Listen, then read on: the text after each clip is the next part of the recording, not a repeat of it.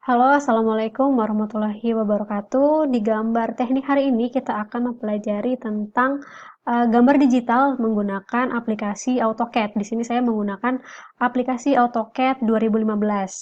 Nah, perangkat AutoCAD ini itu memiliki kelebihan jika dibandingkan kita menggambar manual. Karena dari sisi waktu, penggambaran melalui digital ini bisa lebih hemat waktu.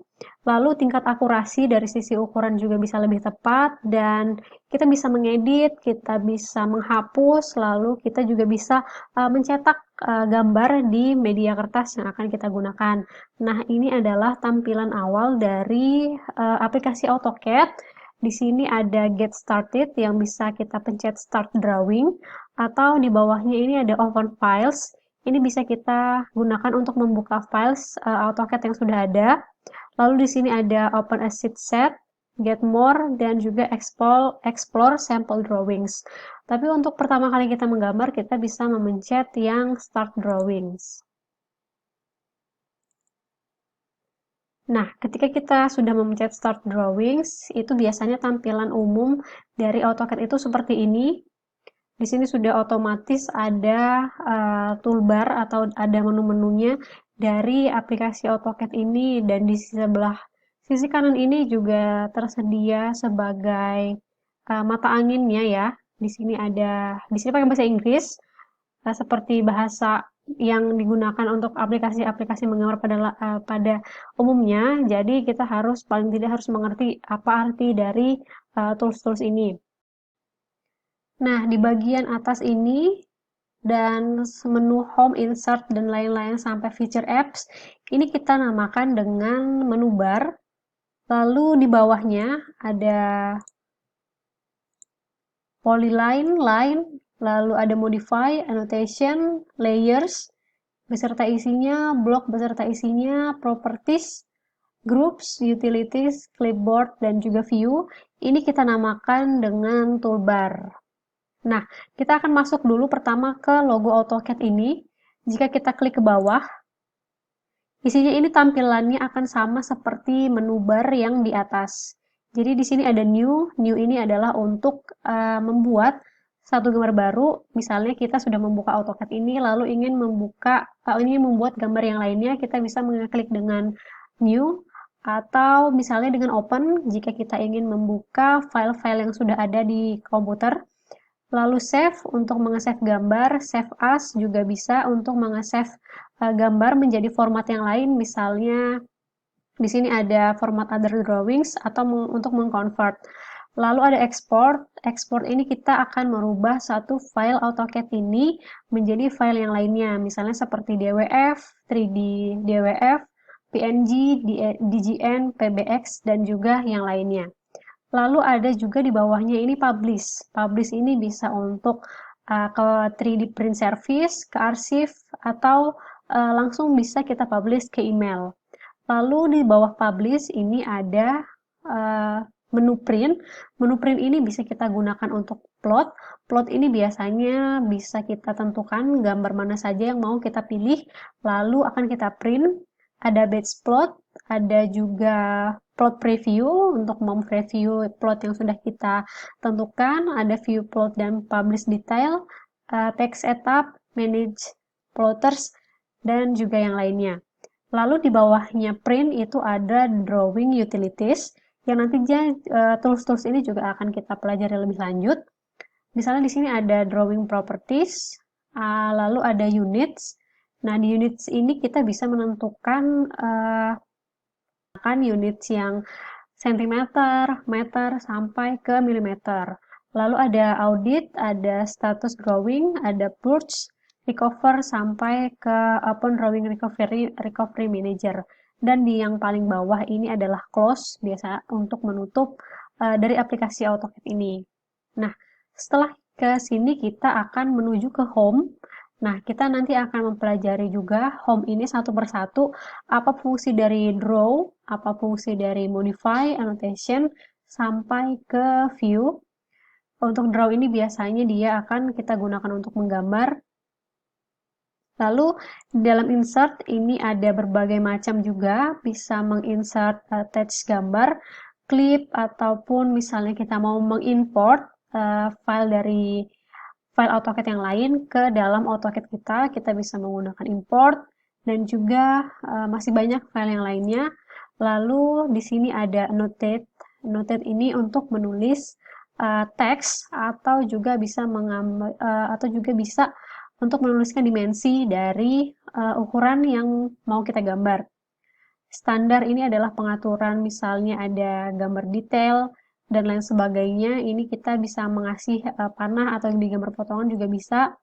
Lalu ada tables, kita bisa membuat tables dari sini, ada markup, dan juga ada annotation scaling, parametric, view, manage, output.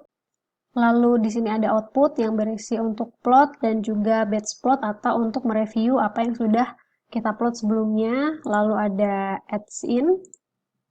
Di adds-in ini kita bisa mengimport SKP file. SKP file ini adalah file dari SketchUp yang bisa kita import, kita masukkan ke dalam AutoCAD lembar kerja kita. Di sini ada Autodesk, tapi di sini saya tidak aktifkan untuk Autodesk-nya. Lalu ada Expression Tools. Nah, di sini banyak sekali, misalnya ingin membuat blocks atau menggunakan teks yang lebih melingkar ataupun untuk membuat teks-teks yang lain. Nah, jika kita lihat di bagian kiri bawah, ini ada sumbu X dan sumbu Y. Sumbu X dan sumbu Y ini menggambarkan kalau AutoCAD ini adalah AutoCAD 2 dimensi.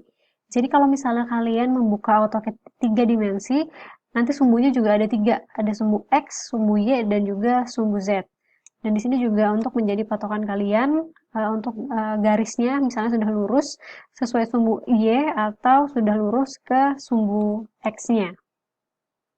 Untuk zoom out bisa kita pakai dari mouse, kita tekan mundur, kita pencet mundur di scroll tengahnya, lalu untuk zoom kita bisa scroll ke depan. Nah, semakin mengezoom atau semakin ke zoom out. Ini adalah fungsi dari scroll yang ada di mouse. Lalu misalnya di sini ada pen, pen ini bisa kita jalankan atau misalnya kita memakai mouse aja, ini kita bisa mengeklik dengan scroll yang di tengah mouse itu kita tekan, lalu kita pindahkan ke bagian mana yang mau kita lihat. Misalnya saya memindahkan ke bagian kanan, lalu saya zoom out di sebelah sini, atau saya zoom in, atau saya zoom out, lalu saya pindahkan ke kiri dengan mengeklik scroll yang ada di tengah mouse, baru kita pindahkan. Seperti ini sampai kelihatan gambar tangannya. Nah, di dalam AutoCAD ini juga kita kalau di paling bawah ini ada tulisan type a command. Type a command ini adalah satu perintah yang kita, misalnya kita memerintahkan AutoCAD ini apa yang mau kita perintahkan.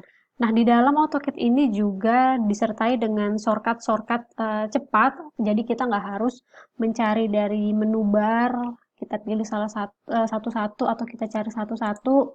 Kita bisa memakai cara cepat, misalnya di sini saya menggunakan Ctrl N, CTRL, lalu saya klik N. Nah, di sini misalnya seperti untuk membuka template yang baru. CTRL-N ini untuk mengaktifkan perintah new atau membuat lembar kerja baru. Lalu selanjutnya itu ada control key. Nah, kalau kita pencet control key, di command-nya kita akan melihat underscore quit. Nah, jadi di command ini adalah untuk kita melihat apa yang telah kita pencet atau apa yang telah kita perintahkan kepada AutoCAD. Misalnya tadi saya mengeklik Control Key, berarti dia itu untuk mengaktifkan perintah close seperti ini karena save change to drawing1.dwg. Jadi karena saya tidak mau menge-close, jadi saya klik cancel aja. Lalu selanjutnya, misalnya kita ingin mencetak atau mencetak gambar atau memplot gambar, kita bisa menggunakan CTRL-P. Nah, di sini juga di komen bawah kelihatan tulisannya underscore plot, seperti Ctrl P ini seperti sama juga kayak kita menggunakan di Microsoft Word seperti itu ya. Jadi di sini ada cara untuk menguploadnya sampai mengeprintnya. Lalu misalnya di sini lagi ada Ctrl S untuk save. Nah, di sini juga kelihatan nih komennya. Nah, untuk tombol-tombol yang ada di bawah ini dari model, lalu di sini sebelahnya ada grid mode. Grid mode ini adalah untuk mengeluarkan grid yang kotak-kotak di latar hitam ini untuk memudahkan kalian garisnya udah lurus atau belum. Kalau misalnya kita tidak aktifkan, tinggal kita pencet. Nah, seperti ini layarnya akan menjadi bersih, cuma warna hitam aja. Kalau misalnya kita aktifkan, dia bisa ada grid-gridnya. Lalu di sebelahnya di sini ada snap mode yang bisa kita aktifkan atau kita matikan. Di sini biasanya saya matikan dulu untuk snap mode-nya. Lalu di sini ada auto mode, polar tracking, visual draft itu juga kita matikan nanti sesuai kebutuhan menggambar kita aja, baru kita bisa aktifkan. Di sini juga ada show snapping reference lines, ini saya aktifkan. Untuk snap kursor saya aktifkan, lalu di sini untuk show annotation itu juga saya aktifkan, lalu yang di paling di kanannya itu ada 1:1. Ini kalau kita klik tombol yang ke bawah. Nah, di sini itu ada banyak sekali ya, ada 1:1. Ini biasanya untuk skala, tetapi kalau kita menggambar di AutoCAD, kita usahakan pakai skala yang sebenarnya atau skala 1:1. Jadi nanti skala yang kita atur misalnya nanti kita mau menggambar 1:20 atau 1:100, itu kita mengaturnya pada saat kita mengupload gambar. Jadi untuk saat menggambar AutoCAD-nya kita tetap menggunakan skala 1:1. Lalu setelahnya di sini ada setting working space-nya. Nah, di sini kalau misalnya kita menggambar 2 dimensi, itu ada pilihannya drafting dan annotation. Karena di sini di AutoCAD 2015 itu juga bisa digunakan untuk AutoCAD 3D, jika kita ingin menggambar 3 dimensi, kita bisa memencet yang 3D modeling. Nah, jika kita memencet 3D modeling, tampilan di home, di menu bar ini sudah berbeda sama yang tadi ya. Kalau misalnya yang tadi kan di sini ada drawing yang berisi line, polyline dan sebagainya. Di sini sudah gambarnya sudah ganti jadi modeling. Lalu di sini ada mesh, solid editing dan lain sebagainya. Tetapi di sini kita tidak mempelajari yang AutoCAD 3D. Dan di sini juga tombolnya ada XY. Kalau misalnya kita pencet sambil kita pencet shift, nah dia akan kelihatan menjadi 3 dimensi untuk gambarnya. Jadi sumbunya ada X, Y, dan Z. Untuk mengembalikannya lagi, kita bisa ke setting lagi, lalu kita rubah ke drafting dan annotation.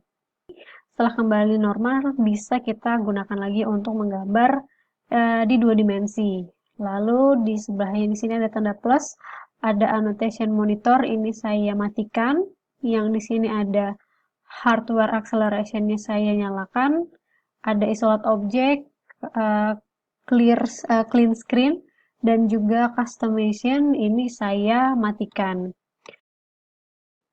Nah, setelah tadi kita mengetahui menu-menu yang ada di dalam AutoCAD ini, hal yang paling pertama kali kita lakukan pada saat kita akan memulai menggambar adalah mengatur satuan gambar. Misalnya kita mau menggunakan skala satuan milimeter, senti, ataupun meter. Tetapi sebenarnya di dalam AutoCAD itu sendiri tidak ada satuan yang baku dalam pembuatan gambar. Tapi yang paling sering banyak digunakan adalah dengan menggunakan satuan sentimeter atau menggunakan meter. Untuk masuk ke dalam pengaturan satuan gambar, bisa mengeklik logo A ini atau logo AutoCAD-nya, lalu ke bagian Drawing Utilities, lalu kita pilih yang unit. Atau untuk cara cepatnya, kita bisa mengeklik UN. Nah, di sini kalau kita mengeklik UN, di sini akan muncul otomatis UN dalam kurung units, baru kita klik spasi. Nah, di sini akan muncul sendiri untuk pengaturan drawing units-nya. Di sini tipenya kita bisa memilih arsitektural, decimal, engineering, fractional sampai scientific. Tetapi kita di sini yang sering digunakan yaitu untuk tipenya kita memilih desimal. Jadi nanti hasilnya juga akan Misalnya berapa angka di belakang koma, kita pilih precision-nya. Di sini saya menggunakan 2 angka di belakang koma. Untuk yang menggunakan 3 angka di belakang koma itu juga boleh. Lalu untuk tipe angle-nya, di sini decimal degrees, precision-nya kita pilih 0, dan insert scale-nya, di sini kita bisa memilih dari inci sampai parsec-nya. Nah, di sini kita bisa memilih mau milimeter, senti, atau meter, bahkan kilometer pun ada. Jadi di sini kalau saya pilih sentimeter, lalu lighting-nya tidak usah kita apa-apakan, jadi tetap di internasional, lalu kita pilih OK. Nah, setelah ini kita bisa menggunakan satuan unit ini untuk semua gambar di dalam lembar AutoCAD kita. Jadi ketika kita akan memulai menggambar di AutoCAD yang baru, kita harus menyusun atau men-setting lagi untuk satuan gambarnya mau yang berapa. Jadi satuan itu hanya berlaku di lembar kerja yang saat ini kita buka. Nah, kita akan mempelajari tentang draw dulu. Di draw ini ada banyak sekali macam-macam garis, dari line, polyline, circle, untuk sampai ke rectangle dan juga donut. Jadi di sini misalnya kita mau membuat line terlebih dahulu, kita bisa menggunakan shortcut ini, ataupun dengan cara cepatnya di L. Nah, kalau kita klik L, di sini akan muncul L atau di dalam kurung line. Di sini bisa L lalu spasi, baru kita klik kiri di bagian mouse kita. Nah, seperti ini dia akan muncul garis. Di sini kita bisa mengarahkan mau vertikal, horizontal, ataupun diagonal. Kalau misalnya mau dilurusin garisnya supaya tidak miring-miring, ini bisa sambil kita tekan shift. Nah, tapi kalau ketika kita tekan shift ini, kita akan agak susah untuk memasukkan angkanya atau ukurannya. Misalnya di sini kan tercantum panjang garis ini adalah 7,2 cm. Nah, ini agak susah kalau misalnya kita mau menekan shift lalu kita masukkan angkanya. Jadi untuk garis yang lurus, untuk garis vertikal atau horizontal, ini kita bisa mengaktifkan ortho. Ini kita escape dulu, lalu kita aktifkan ortonya, atau kalau mau kita klik itu yang ada di sebelah sini. Nah, di sini ada ortho mode. Ortho mode-nya kita aktifkan menjadi biru, atau untuk cara cepatnya bisa memakai OR. Nah, di sini ada ortho, lalu kita klik yang on. Nah, maka di sini juga akan berubah menjadi biru. Lalu kita klik L spasi lagi. Di sini, nah di sini ada akan otomatis lurus garisnya, mau yang horizontal ataupun yang vertikal. Tetapi ketika ortonya ini kita nyalakan, kita nggak bisa mau bikin garis yang diagonal.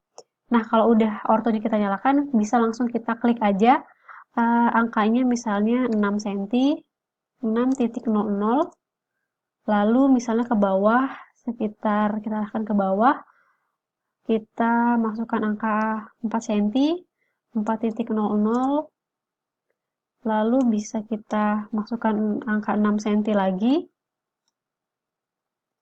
6.00, dan ke atas 4.00. Nah, seperti ini. Untuk mengakhiri komen dari line itu kita bisa klik spasi lagi atau klik spasi lagi. Misalnya kita ingin menggambar lagi, kita bisa menekan spasi lagi. Jadi dia akan otomatis line-nya akan menggambar otomatis. Tetapi jika ingin kita matikan sama sekali, kita nonaktifkan sama sekali line-nya, kita bisa memencet escape. Nah, seperti ini. Jadi ketika kita klik spasi lagi, dia nggak akan ada komen untuk membuat line yang baru. Jadi untuk membuat line lagi, kita bisa mengklik L spasi lagi. Seperti itu. Untuk misalnya ketika kita tidak mau menggambar yang tegak lurus, vertikal atau horizontal, ini bisa kita matikan ortonya. Nah, seperti ini, lalu kita klik L spasi, baru kita gambar horizontalnya. Nah, seperti itu. Untuk mengakhiri, kita bisa menekan, misalnya di sini kita mau kita putus garisnya, nggak usah di satuin ke atasnya. Ini bisa kita tekan spasi aja. Seperti ini. Lalu untuk menggambar lagi, kita bisa tekan spasi lagi, dan dia akan otomatis bisa menggambarkan line atau kita bisa menggambarkan garisnya. Ya, setelah line kita punya multiline. Multiline ini berguna untuk mendouble garis. Ini shortcutnya yaitu ML. Di sini ada ML atau di dalam kurung M-line. ML kita spasi, lalu langsung kita gambar aja. Nah, di sini kelihatan ya kalau misalnya garisnya kedouble otomatis seperti ini. Nah, jadi kalau kalian mau mendouble garis itu tidak usah pakai line lalu di copy dan dikecilin, tetapi langsung aja memakai multiline. Lalu beda lagi dengan polyline. Polyline ini kita bisa gunakan shortcut P-line. Di sini muncul, lalu kita spasi. Nah, di sini kita bisa menggambar polyline. Bedanya polyline dengan line ini, itu garisnya selalu menyambung terus seperti ini. Nah, kita untuk mengakhiri kita spasi. Jadi kalau ketika kita klik, garisnya itu menjadi satu gitu. Kalau misalnya kita pakai line kan dia akan terputus. Jadi cuma satu garis aja. Kalau ini bisa sepanjang apapun, kita bisa memakai polyline. Lalu selanjutnya ada polygon. Polygon ini kita bisa menggunakan shortcut POL. Dan di sini kelihatan ya POL atau di dalam kurung polygon kita spasi. Di sini kita bisa untuk menggambarkan polygon misalnya sisinya ada 5. Di sini kita tulis 5 atau misalnya sisinya 7, 9 gitu juga bisa. Jadi di sini coba kita pakai yang 5. Lalu kita enter. Nah, ini langsung aja dipilih yang inscribe in circle. Nah, jadinya seperti ini. Jadinya nanti bentuk segi 5. Di sini ditunjukkan yang oranye ini itu dari titik tengahnya atau dari titik pusatnya ke luar, atau misalnya kalau misalnya kita bilang itu sebagai jari-jari ya. Jadi radiusnya di sini kita tentukan. Misalnya di sini 5 cm atau radiusnya misalnya di sini kita ketik 4 cm jadinya 4.00. Lalu kita enter. Nah, jadinya akan seperti ini. Beda lagi misalnya kalau kita bikin polyline dengan misalnya sisinya ada 8. Jadinya hexagon. Nah, kita pilih lagi ya inscribe in circle. Nah, jadinya kan seperti ini.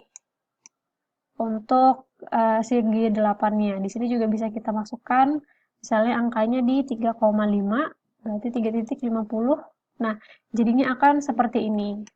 Begitu. Itu untuk fungsi dari polygon. Sedangkan kalau yang selanjutnya itu ada rectangle, bisa kita pencet dengan REC. Di sini kelihatan REC di dalam kurung rectangle, lalu kita spasi. Nah, di sini bisa kita tentukan untuk rectangle, jadi panjangnya berapa, lebarnya berapa, itu langsung bisa kita tentukan di sini. Jadi kalau misalnya pakai line kan kita harus memasukkan angkanya satu-satu. Sedangkan kalau di rectangle ini kita bisa memasukkan 2 aja angkanya, panjang sama lebarnya. Misalnya di sini saya masukkan 6.00, lalu kita pencet tab untuk beralih ke sebelahnya. Kita pencet tab. Nah, di sini kan akan menunjukkan ke angka yang sebelahnya. Ini misalnya kita isi sebagai angkanya 3.00, lalu kita enter. Nah, makanya hasilnya akan jadi seperti ini, persegi panjang 6 dikali 3 cm. Itu untuk fungsi dari rectangle. Sedangkan fungsi untuk selanjutnya yaitu arch. Arch itu ada banyak, kita bisa pencet dengan ARC. Lalu kita spasi. Di sini ini untuk membuat lingkaran juga bisa, atau membuat setengah lingkaran misalnya. Itu juga bisa. Tapi yang lebih banyak itu arts-nya ada di dalam menu ini. Jadi di dalam menu atas ini kalau kita klik tanda ke bawahnya, nah itu akan banyak sekali jenis-jenis arts. Misalnya 3D point itu berarti penggambarannya ada 3 poin. Kalau misalnya kita buka yang start, center, dan end berarti itu ada kita memulai gambar di awal, di tengah, dan di akhir. Misalnya saya pilih yang start, center, dan yang end. Nah, ini jadinya akan seperti ini, misalnya jari-jarinya mau kita buat 3 cm ya. Misalnya di sini saya buat 3.00, lalu, nah di sini kan sudah terbuat 3.00, lalu saya tutup di sini. Nah, ini jadinya lingkarannya akan membuat lingkaran dengan jari-jari 3. Atau kalau misalnya mau setengah lingkaran dari yang tadi itu juga bisa. Misalnya seperti ini kita bikin lingkaran, setengah lingkarannya itu dengan jari-jari 5. Nah, jadinya akan seperti ini. Gitu. Ini untuk fungsi dari arch. Nah, di dalam arts ini juga banyak sebenarnya yang lain. Cara penggambarannya mau seperti apa itu bisa disesuaikan dengan kebutuhan masing-masing. Jadi, selain yang tadi juga ada beberapa pilihan yang lainnya. Nah, setelah arch ini ada circle, itu untuk menggambar lingkaran. Bisa kita ketik dengan circle, lalu kita spasi. Seperti ini, kalau di sini itu menunjukkan diameternya. Maksud saya menunjukkan jari-jarinya. Di sini misalnya jari-jarinya kita buat 4, jadi 4.00. Jadinya akan seperti ini. Tetapi di dalam, kalau misalnya kita lihat di menu yang di atas, ini ada tanda panah. Nah, ini juga banyak sekali pilihannya. Kalau tadi yang radius, kita juga bisa langsung memilih untuk memasukkan diameternya atau menggambar menurut poinnya. Misalnya yang 2 point, 3 point, dan juga ada yang memakai radiusnya juga. Jadi ini juga bisa digunakan sesuai dengan kebutuhan masing-masing. Kalau saya sendiri seringnya menggunakan yang menggunakan radius atau jari-jari. Nah, setelah circle di sini ada spline. Spline ini itu untuk menggambar lekukan. Misalnya di sini kita gunakan spline dengan spline, lalu spasi. Nah, di sini kita bisa menggambarkan bebas. Jadi, bagian-bagian yang melengkung seperti ini, itu bisa kita gambarkan dengan spline.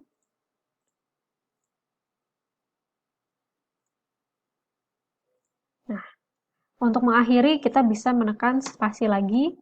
Jadinya akan seperti ini untuk penggunaan yang spline. Lalu selanjutnya setelah spline kita bisa menggambar dengan ellipse. Fungsinya kurang lebih sama seperti circle, hanya saja teknik penggambarannya yang berbeda. Untuk ellipse, shortcutnya bisa kita gunakan dengan mengeklik atau memencet EL. Di sini kelihatan EL di dalam kurung ellipse, jadi EL spasi, atau ketika kita tidak menggunakan spasi juga kita bisa menggunakan enter. Nah, di sini akan ada muncul ukurannya. Jadi misalnya di sini kita ambil dari garis yang oranye ini secara horizontal. Ketika kita ambil horizontal, maka elips yang terbentuk akan menjadi vertikal. Nah, di sini misalnya saya memasukkan angka 5. Angka 5 ini adalah sebagai diameter dari elips tersebut. Angka 5 lalu kita enter. Nah, makanya hasilnya jadinya akan menjadi vertikal, bidang elips yang vertikal. Kalau misalnya mau kita horizontalkan, tidak bisa karena kita tadi sudah menariknya secara horizontal. Jadi di sini kita masukkan lagi untuk jari-jarinya. Kalau tadi diameternya 5, di sini kita masukkan jarak jari-jarinya dari titik tengahnya ya.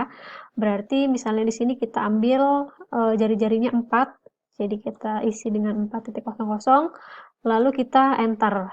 Nah, jadi angka 5 itu adalah jarak dari sini sampai ke sini. Jadi jarak untuk diameternya. Sedangkan angka 4 yang tadi itu jarak dari titik tengah ke atas. Seperti itu. Ini untuk yang elips yang vertikal. Sedangkan untuk elips yang horizontal, kita bisa menggambarkannya secara vertikal berarti. Berarti kita mengambilnya dari sini ke atas, ataupun ke bawah, itu juga boleh. Yang penting secara vertikal. Misalnya di sini mau kita kasih angka 5 lagi misalnya untuk diameternya. Lalu Nah, di sini jarak jari-jarinya, jari-jari elipsnya bisa kita tentukan. Misalnya di sini saya mau memasukkan angka 6. Nah, maka hasilnya akan seperti ini. Ini cara untuk membuat elips. Jadi yang 5 itu tadi adalah jarak diameternya, sedangkan yang 6 adalah jarak dari jari-jarinya, yaitu jari tengah ke bagian terluar. Itu untuk yang elips. Lalu selanjutnya ini ada fungsi hedge. Fungsi hedge ini adalah untuk memberikan arsiran atau memberikan motif di dalam satu bentuk ini. Misalnya langsung aja kita klik H spasi. H, di sini juga terlihat H atau di dalam kurung adalah hedge. Kita spasi. Nah, ketika kita spasi di bagian atas ini, di bagian menu bar ini kelihatan apa yang mau kita pilih untuk motif yang ada di dalam. Misalnya solid, ini adalah bisa kita isi warna, atau angle, ini isinya kotak-kotak, ANSI, atau ANSI 32, ini bisa biasanya kita gunakan hedge-nya untuk mengisi struktur dinding. Di sini bisa kita pilih lagi, banyak sampai pilihannya ada seperti batu bata, lalu ada concrete, ada roof, ada juga brick, ada sand, lalu ada banyak lagi, ada earth, glass, ini juga ada yang gradasi, ada yang seperti gravel, batu-batu, atau yang honey, dan masih banyak lagi yang lainnya. Jadi misalnya di sini saya pilih salah satu yang misalnya yang gravel tadi ya. Di sini saya pilih yang gravel, kita langsung masukkan gravelnya. Nah, kalau misalnya dia lingkarannya sempurna, tidak ada garis yang terbuka atau garis yang bolong gitu, ini pasti bisa masuk motifnya di bagian lingkaran ini. Tetapi jika ada garis yang terbuka, itu motifnya nggak akan bisa terlihat. Jadi, kalau sudah seperti ini, langsung kita klik aja di mouse, klik yang sebelah kiri. Nah, maka dia akan muncul motif gravelnya atau motif seperti batu-batunya ini. Sedangkan kalau misalnya dari motif ini mau kita kecilkan atau kita besarkan, ini bisa kita atur di sini. Ini ada yang tulisan 1.00, ini bisa kita ganti. Misalnya saya ingin perbesar bentuk batunya, bisa kita isi dengan misalnya 2,50, lalu kita enter. Nah, maka motif batunya akan membesar seperti ini. Sedangkan jika ingin kita kecilkan, kita bisa mengeklik, kita ganti angkanya misalnya 0,9, maka dia akan sangat kecil sekali. Selain untuk mengecilkan dan membesarkan ukuran hedge, ini juga bisa kita atur angle-nya. Misalnya angle-nya ini kan seperti ini, lalu mau kita bikin diagonal. Jadi angka 0 ini itu kita ganti misalnya berapa derajat mau kita putarnya. Misalnya di sini saya putar 45 derajat. Saya ketik 45 lalu kita enter. Nah, maka dia akan memutar seperti ini. Ini bebas aja tergantung kreasi masing-masing untuk pembuatan hedge. Seperti itu untuk hedge. Bisa kita lanjutkan lagi, misalnya di sini untuk memilih hedge yang lain, bisa kita escape dulu, lalu kita pilih hedge lagi, dan kita pilih motif yang lain, misalnya di sini pilih yang honey, lalu kita arahkan ke dalam bentuk ruang yang lain, misalnya yang ini.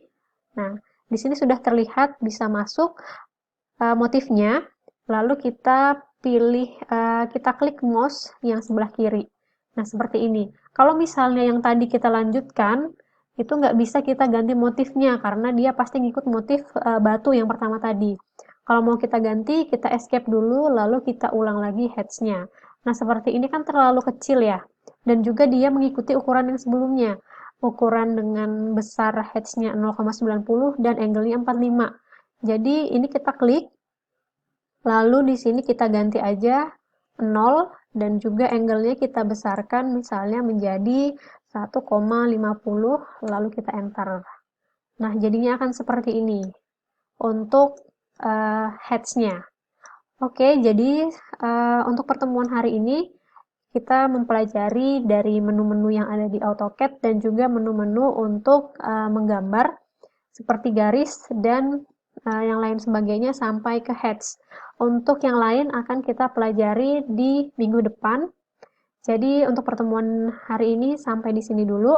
Terima kasih yang sudah menonton dan bisa mempelajari lagi di rumah, bisa dicoba-coba sendiri di AutoCAD-nya masing-masing. Jika ada pertanyaan akan kita bahas di pertemuan hari Senin. Terima kasih. Wassalamualaikum warahmatullahi wabarakatuh.